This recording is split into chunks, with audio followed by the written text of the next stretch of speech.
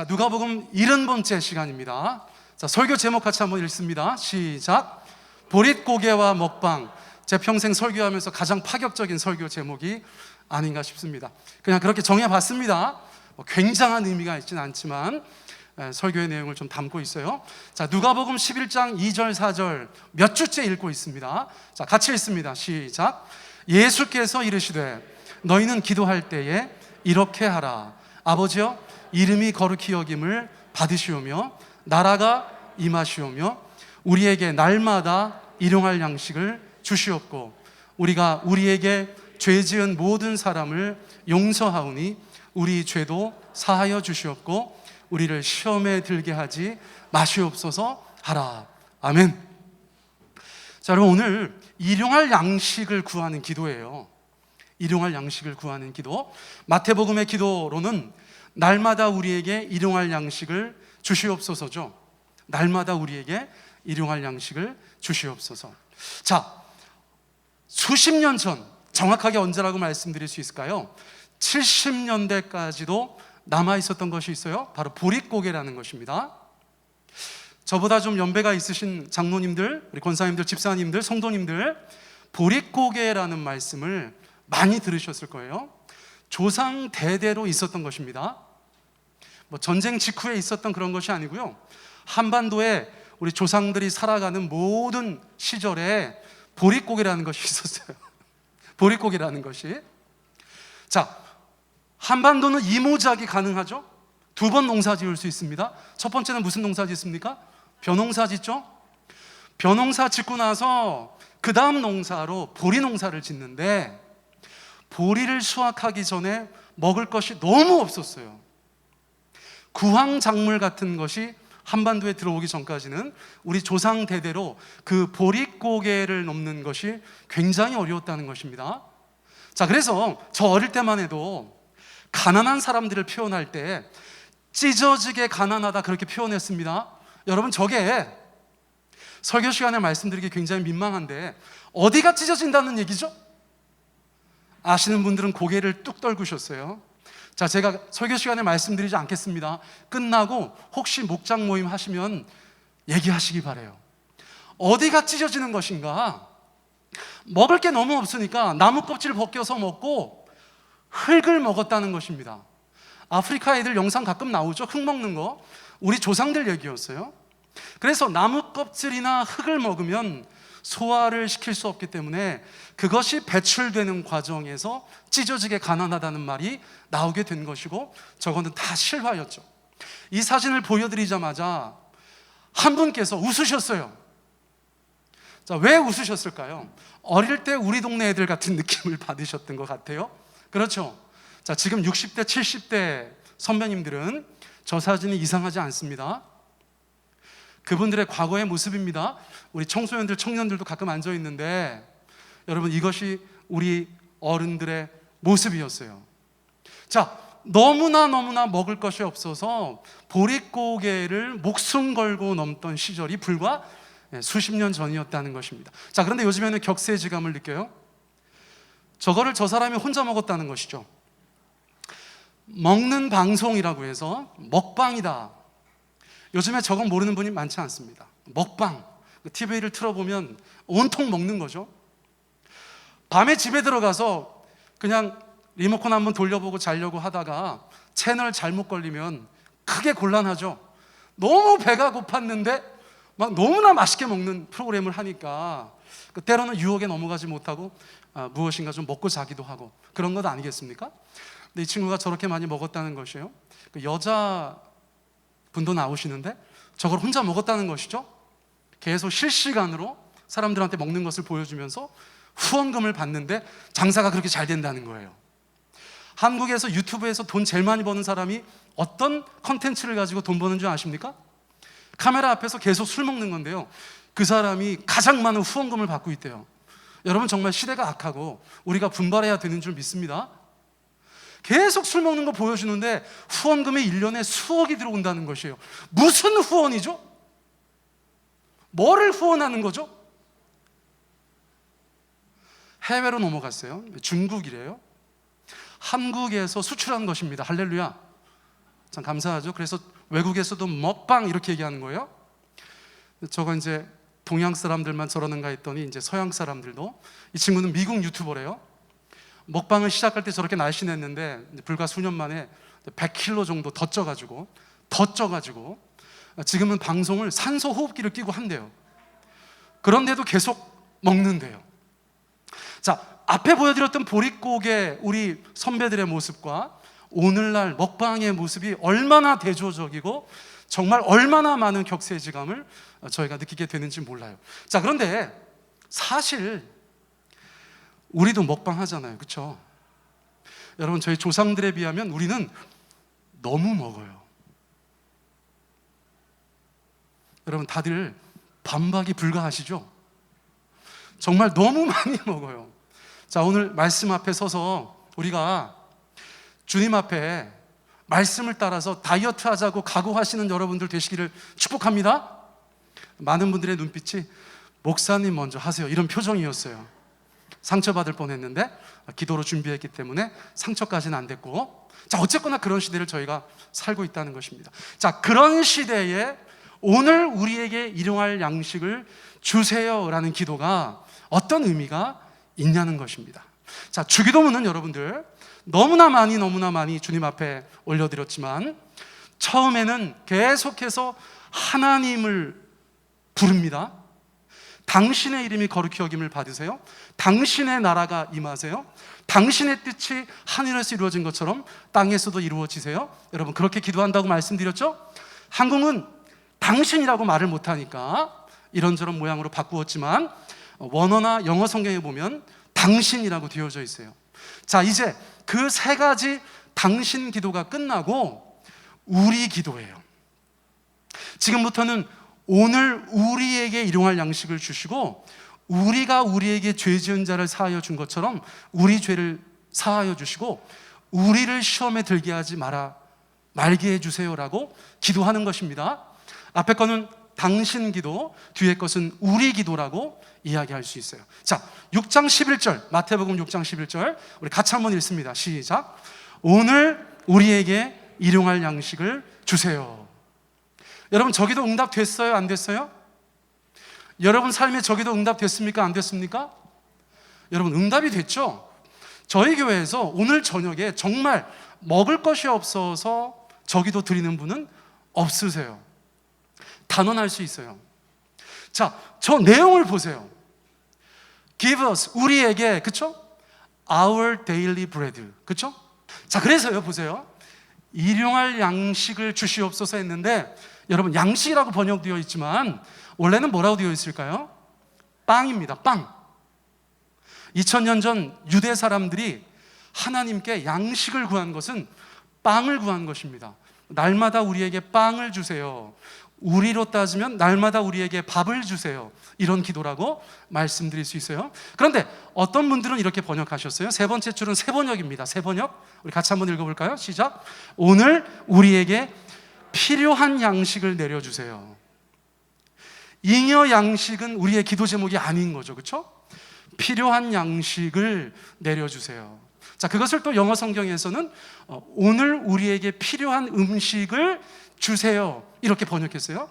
그러니까 위아래 저 내용들을 여러분들께서 종합해 보시면 원래 성경에서 말하는 바가 어떤 의미인지를 저희가 알 수 있다는 것입니다. 자, 그런데 예수님께서 제자들에게 일용할 양식을 하나님께 구하라라고 기도 가르치실 때는 구약 성서에서 너무나 또렷한 사례가 있다는 것입니다. 자, 그 사례는 출애굽기 16장에 등장하는 만나입니다. 만나. 만나 아시죠? 자, 만나는 무슨 뜻입니까? 만나는 이게 뭐야? 라는 뜻입니다. 여러분, 캥거루는 무슨 뜻입니까? 모른다는 뜻이죠. 영국 사람들이 호주에 가서 캥거루가 뛰어가니까 원주민한테 물어봤습니다. 저게 뭐냐? 그랬더니 원주민이 캥거루 그랬어요. 그래서 사람들이 와, 저게 캥거루구나. 그래서 그 다음부터 지나갈 때 캥거루 했는데 나중에 알고 보니까 원주민 말로 캥거루가 무슨 뜻이에요? 몰라요, 이런 말이에요. 여러분들, 캥거루는 몰라요입니다. 아시겠죠? 만나는 무슨 뜻입니까? 만나를 처음 본 이스라엘 백성들이 와, 이게 뭐야? 라고 얘기했어요. 그게 만나예요. 그래서 성경에 만나라고 기록되어져 있고, 우리는 하나님께서 내려주신 날마다 일용할 양식으로서의 만나를 만나라고 부르게 된 것입니다. 자, 여러분 평생 안 잊어버리시겠죠? 만나는 무슨 뜻입니까? 이게 뭐예요? 만나가 무슨 뜻이라고요? 이게 뭐예요? 이게 뭐요? 말도 안 나오네. 이게 뭐예요는 어떻게 성경에 등장합니까? 출애굽기 16장 4절 읽어볼까요? 시작. 보라, 내가 너희를 위하여 하늘에서 양식을 비같이 내리리니 백성이 나가서 일용할 것을 날마다 거둘 것이라. 자, 출애굽기 16장 4절의 말씀과 주기도문, 오늘 우리가 함께 나누었던 그 구절은 상당히 유사하죠? 비슷한 단어들이 눈에 띄시죠? 예수님께서 이것에 대해서 제자들에게 말씀하신 것이고, 예수님께서 말씀하실 때 제자들은 다 출애굽기 16장의 만나를 떠올릴 수밖에 없었다는 것입니다. 자, 어떤 것들이 공통점이에요? 누구를 위하여? 너희를 위하여. 그렇죠? 하늘에 계신 우리 아빠께서 하늘에서 양식을 내려주세요. 자, 백성이 나가서 무엇을? 일용할 것을 날마다 거두는 것입니다. 자, 그것이 만나예요. 이스라엘 백성들이 하나님 앞에 양식을 구하고 나서 가나안 땅에 들어갈 때까지 이스라엘 백성들은 하나님께서 날마다 양식을 주시는 것을 경험했습니다. 아멘. 여러분, 그것을 기도하라는 것입니다. 양식을 기도하는 것은 우리의 생존을 주님 앞에 의탁하는 것이에요. 우리의 생존을 주님 앞에 의탁하는 것입니다. 자, 만나와 주기도문의 공통점, 그것을 저희가 생각할 필요가 있다는 것이에요. 케네스 E. 베일러라는 아주 유명한 학자가 있습니다. 이분께서 이것을 이야기하시면서 세 가지 정도를 기억하면 좋겠다, 그렇게 제안하셨어요. 자, 같이 한번 읽어볼까요? 자, 1번 시작. 케이크가 아니라 빵을 구한다. 여러분, 양식을 구하신다는 것은 어떤 의미라는 것이에요? 케이크가 아니라는 것이에요. 자, 어떤 의미인지 아시겠죠? 케이크가 아니라 우리에게 날마다 일용할 빵을 달라고 주님 앞에 기도한다는 것입니다. 2022년 대한민국 땅에서만 이것을 생각하시면 안 돼요. 인류 역사상 동서고금의 많은 사람들을 생각해 보세요. 그 하나님의 백성들이 주님 앞에 빵을 구할 때 주님께서는 그 빵을 주시는 하나님이시다라는 것을 우리가 기억해야 된다는 것입니다. 그런데 여러분들은 무엇을 구하세요? 빵을 구하세요? 케이크를 구하세요? 백반을 구하세요? 뷔페를 구하세요? 우리 각자의 묵상거리라고 생각되어져요. 자, 두 번째 읽어볼까요? 시작. 내가 먹을 양식이 아니라 우리가 먹을 양식을 구한다. 자, 교회의 공동체성, 우리가 함께라는 의식, 우리 중에 누군가 배고프다면 우리가 그것을 채워야 하는 그 사명이 주기도문 안에 있다는 것이에요. 오늘 나에게 일용할 양식을 주세요라고 기도하지 않게 하시고, 오늘 우리에게 일용할 양식을 주세요라고 기도하게 하셨다는 것입니다. 굉장히 중요하겠죠. 나만 잘 먹고 잘 사는 것이 성도의 삶이 아니고 우리가 함께 생존하고 먹고 사는 것이 성도의 사명이다. 여러분, 그것을 저희들 가운데 말씀해 주신다는 거예요. 자, 세 번째 같이 읽어볼까요? 시작. 양식은 선물이다. 자, 성경에서 선물은 다 은혜라고 볼 수 있어요. 거의 다 은혜라고 볼 수 있어요. 양식이 하늘에서 내리는 것을 본 이스라엘 백성들, 만나가 하늘에서 내리는 것을 본 이스라엘 백성들은 그것이 하나님의 선물이라고 생각했겠죠. 그 선물을 받아 먹으면서 어떻게 고백할 수밖에 없었을까요? 이것이야말로 하나님의 은혜다. 우리가 이래서 먹고 살죠. 그렇죠? 그 사실은 변하지 않습니다. 그런데 그 모든 것을 허락하신 하나님의 은혜가 없다면 우리에게 양식은 없는 것이죠. 자, 그래서 여러분들, 저 학자의 세 가지 제안이 저희 가운데 기억되어져야 한다고 생각되어져요. 여러분들, 케이크가 아니라 빵을 구하셔야 된다는 것입니다. 내가 먹을 양식만이 아니라 우리가 먹을 양식을 구해야 한다는 것이에요. 그리고 작은 밥상을 대할 때라도 이것이 선물이고 은혜라는 생각을 가지셔야 된다는 것입니다. 그리고 사람에게도 감사해야 되는 줄 압니다. 제가 지난 일주일 동안 하루에 2끼 정도 안방에서 자가격리하고 있는 아내와 둘째를 위해서 밥을 하지 않았습니까?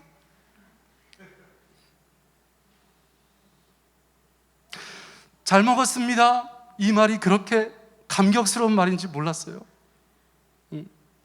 여러분들, 우리가 식사를 대하면서 이것이 선물이고 은혜다라는 것을 하나님과 사람에게도 고백할 수 있어야 되는 줄 믿습니다. 설교 본문과 상관없이 제 삶의 지난 한 주의 경험을 여러분과 나누었어요. 자, 먹고 사는 것에 대해서 주님께서 그러므로 염려하지 말라고 하시는 거예요. 여러분, 먹고 사는 것에 대해서 염려하지 마시기 바랍니다. 마태복음 6장 31절 32절 우리 같이 한번 읽어보겠습니다. 시작. 염려하여 이르기를 무엇을 먹을까, 무엇을 마실까, 무엇을 입을까 하지 말라. 이는 다 이방인들이 구하는 것이라.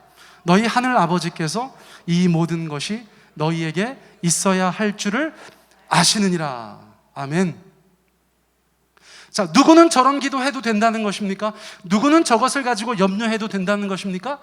이방인들. 이방인들은 어떤 사람들을 뜻하는 것이에요? 하나님을 아버지로 두지 않은 사람들을 얘기하는 것입니다. 하나님을 아버지로 두지 않은 사람들은 하나님의 공급하심을 기대할 수 없어요. 그러므로 세상에서 스스로 삶을 살아가야 돼요.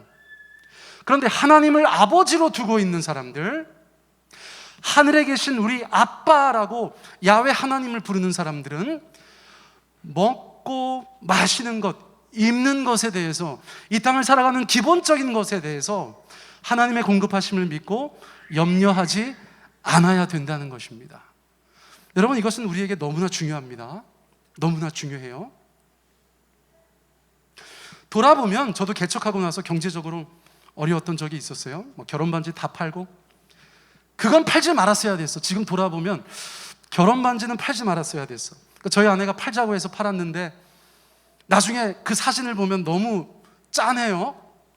너무 미안한 마음이 있습니다. 사진이 남아있으니까 이영미 집사님 갖다 드리면 똑같은 거 만들어주시나? 막 그런 생각도 좀 해보기는 하는데, 아무튼 늦었잖아요. 그런데 여러분, 먹고 사는 것에 대해서 하나님께서 어느 날 깨닫게 해주시는 것 같아요. 재벌의 삶을 살지 않지만 굶는 삶을 살지 않는 것입니다. 우리 모두가 마찬가지라고 생각해요. 자, 다른 것을 말씀드리는 것이 아니에요. 이 말씀에 대해서 여기 계신 분들은 분명히 믿으셔야 되는 줄 압니다. 여러분, 먹고 마시는 것, 입는 것에 대해서, 우리의 생존에 대해서 이방인들처럼 주님 앞에 염려하지 않으시기를 바랍니다. 퀴즈 낼까요? 마태복음 6장 33절은 뭡니까? 이 말씀에 이어지는 33절은 뭡니까?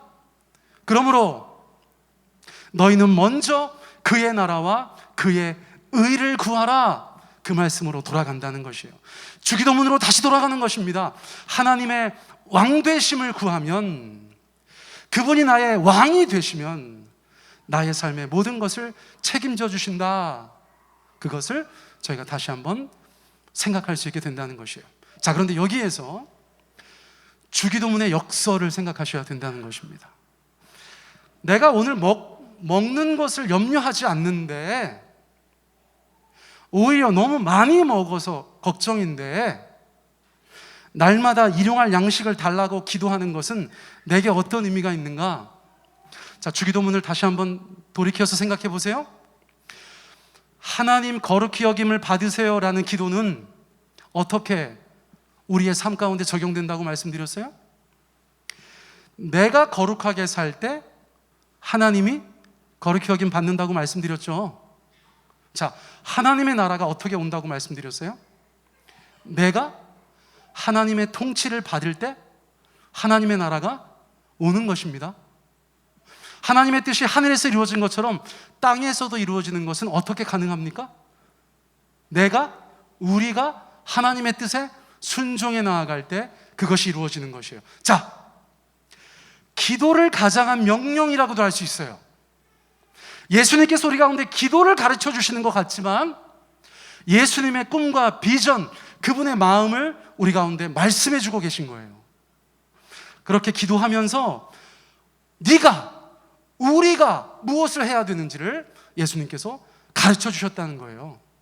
그러므로 날마다 우리에게 일용할 양식을 주십시오라고 기도할 때 우리는 어떤 생각을 해야 되냐면, 주님, 나를 통해서 일용할 양식이 없는 자들이 이 기도에 응답을 받게 해주십시오.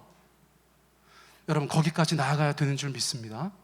자, 굉장히 중요해요. 마태복음 26장 11절 우리 같이 한번 읽어볼까요? 시작. 가난한 자들은 항상 너희와 함께 있다. 예수님께서 무슨 명언처럼 하신 말씀이에요.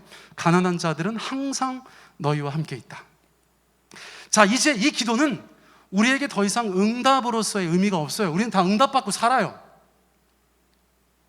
자, 그렇다면 이 기도가 어떻게 넘어가야 되는가? 주님께서 말씀하신 그 숨은 의도로 나아가야 한다는 것이에요. 우리 때문에 누군가가 날마다 일용할 양식을 공급받아야 한다는 것입니다. 여러분, 이런 지도 보신 적 있어요? 자, 어떤 지도예요? Hunger Map, 굶주림의 지도, 기아 지도, 배고픈 지도예요. 2021년 이야기입니다. 정확하게 얘기하면 세상 모든 나라가 영양실조의 지수를 가지고 있다는 것입니다. 영양실조의 지수. 빨간 곳은 전체 국민의 35%가 영양실조에 걸려있는 나라예요. 여러분, 2022년 이 세상 전체 국민의 35% 이상이 영양실조에 걸려있는 나라가 저렇게 많아요. 그런데 너무나 충격적이고 가슴 아픈 것은 아시아에 생뚱맞게 한 나라가 새빨갛죠. 어디예요? 여러분, 북한입니다. 우리의 동포. 35% 이상의 사람들이 영양 결핍에 걸려 있다는 것이에요. 자, 전 세계를 바라보면 이루 말할 것도 없어요. 빨간 것이 35%지만 그보다 조금 연한 색깔, 전체 인구의 25%, 그보다 조금 연한 것은 전체 인구의 20%, 그런 형태로 저렇게 나타나 있다는 것입니다. 여러분, 8억 명이 넘는 사람들이 기아에 노출되어 있다는 것이에요. 우리는 한 사람이 코끼리만큼 먹고 있는데 전 세계 8억 명이 넘는 사람들이 먹을 것이 없어서 몸을 상하거나 먹을 것이 없어서 죽어가고 있다는 것이에요. 여러분, 가까운 이웃이나 대한민국도 어느 정도 해당되는 경우도 있을 것입니다. 그런데 제가 일부러 너무 부담 될까 봐 전 세계를 예로 드는 것뿐이에요. 여러분, 그렇다면 우리는 어떻게 해야 합니까? 날마다 우리에게 일용할 양식을 달라고 주님 앞에 기도하는 우리는 어떻게 해야 합니까? 부자들이 해결해 주면 좋겠죠. 그렇죠? 우리가 무슨 컴패션에 10,000원씩 후원하는 거 가지고 뭐 하겠어요? 그런 생각 가진 때에 전 세계에 엄청나게 돈을 많이 가진 사람들이 좀 재산을 좀 나누어주면 해결되지 않을까? 그런 생각 하죠. 여러분, 유엔에서도 그런 생각을 했더라고요. 저 사람이 유엔 기아 대책 담당자래요. 그래서 얼마 전에 무슨 발언을 했어요? 세계적인 갑부인 테슬라의 일론 머스크가 그의 재산 중에 2% 정도만 기부해주면 전 세계 기아가 해결될 것 같다, 그런 이야기를 했다는 것이에요. 듣는 일론 머스크 얼마나 부담스러웠겠어요. 그렇죠?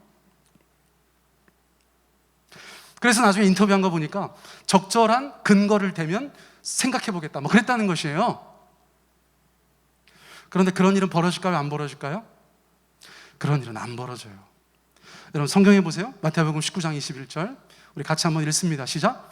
네가 온전하고자 할진대 가서 내 소유를 팔아 가난한 자들에게 주라. 예수님께서 부자 청년 관원에게 말씀하셨어요. 너 가지고 있는 거 팔아, 가난한 자들에게 줘. 너는 온전해질 거야. 네가 가지고 있는 그 많은 재물들을 수많은 사람들의 일용할 양식으로 줄 수 있어. 그렇게 제안하는 것이죠. 자, 그러자 2000년 전 유대 땅 일론 머스크가 뭐라고 반응합니까?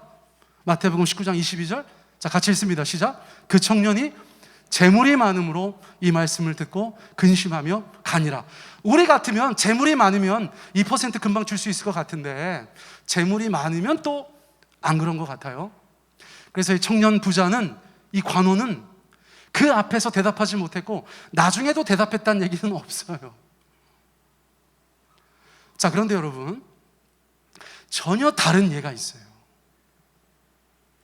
달라도 너무 다른 예가 있어요. 요한복음 6장 9절입니다. 어둑해지는 광야에 남자만 5천 명이 앉아서 밥 먹을 때가 됐다고 느끼고 있어요. 배꼽 시계가 울리고 있어요.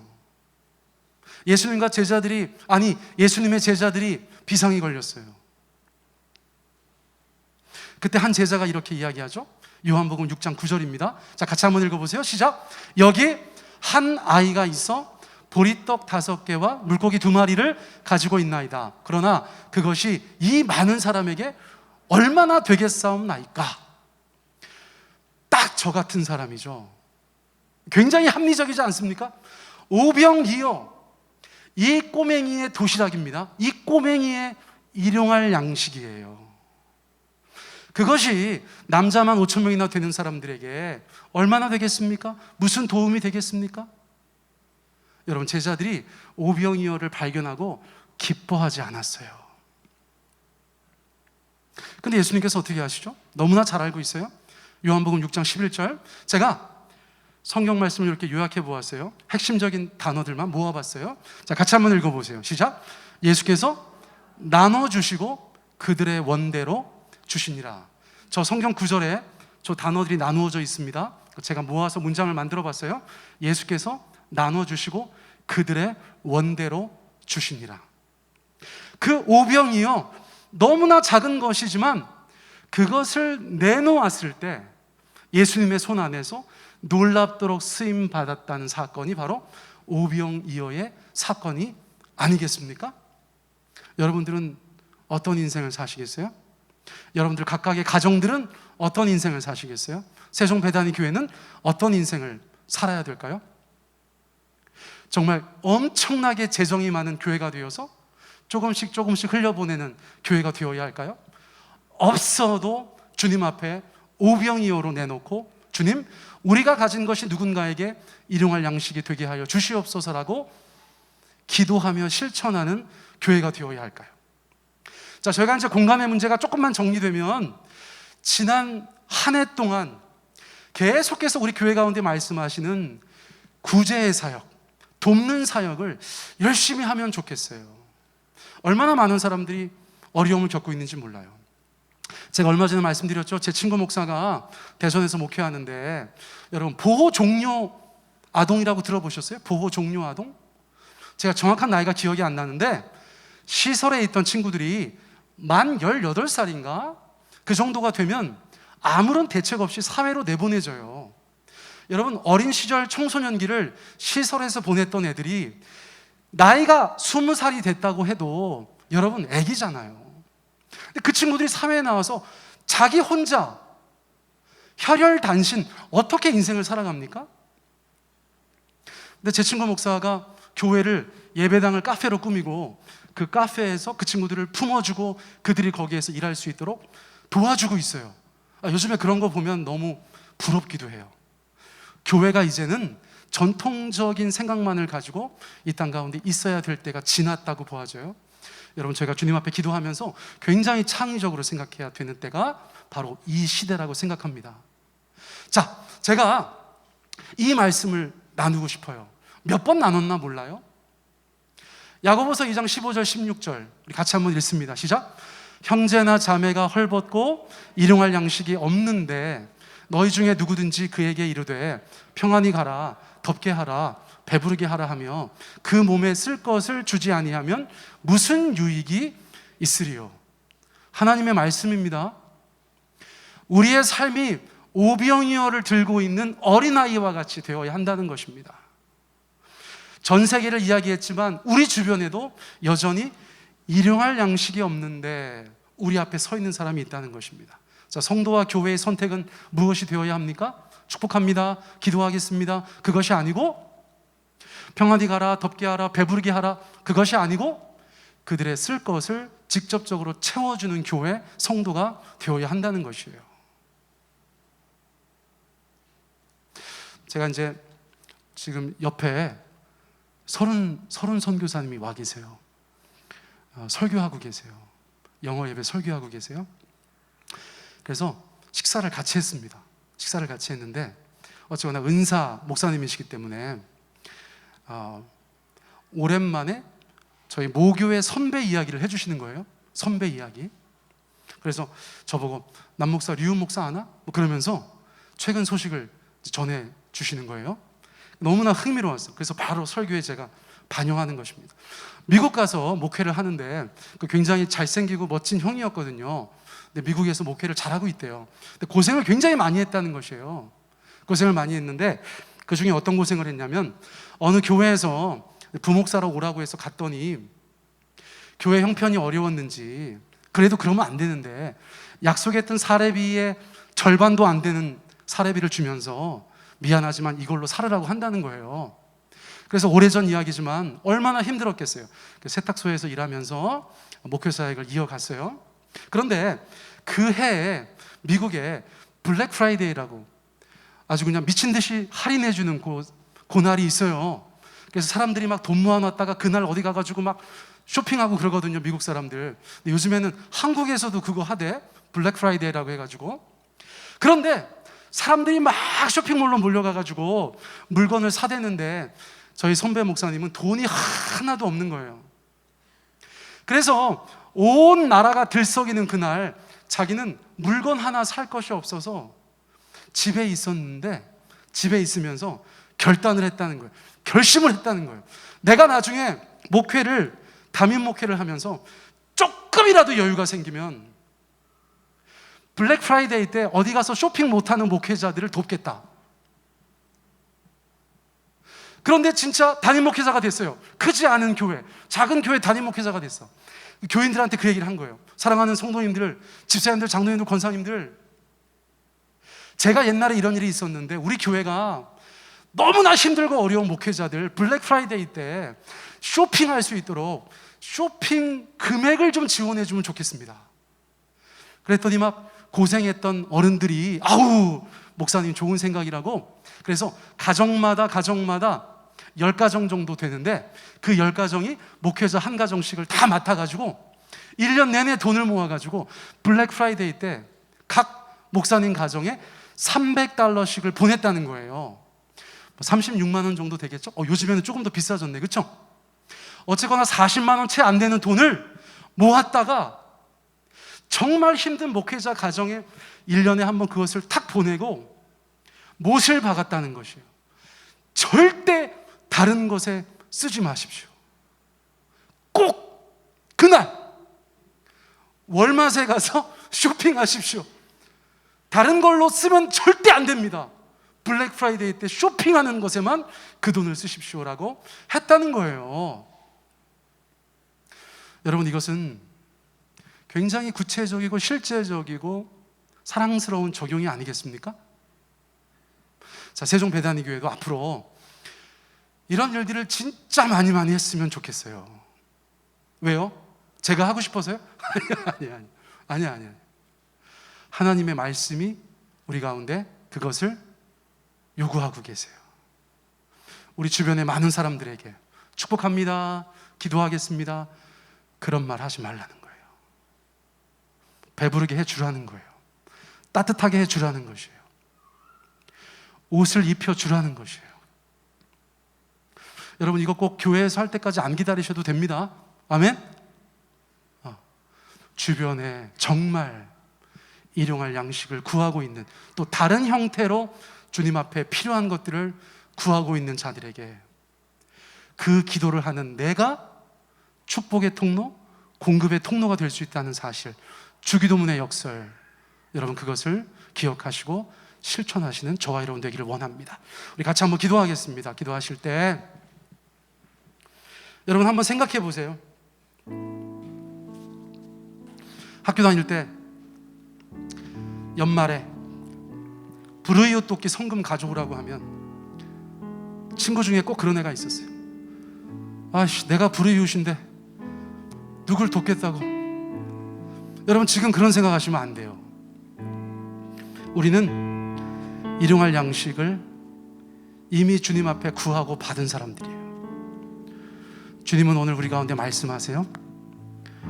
네가 일용할 양식의 통로가 되어라.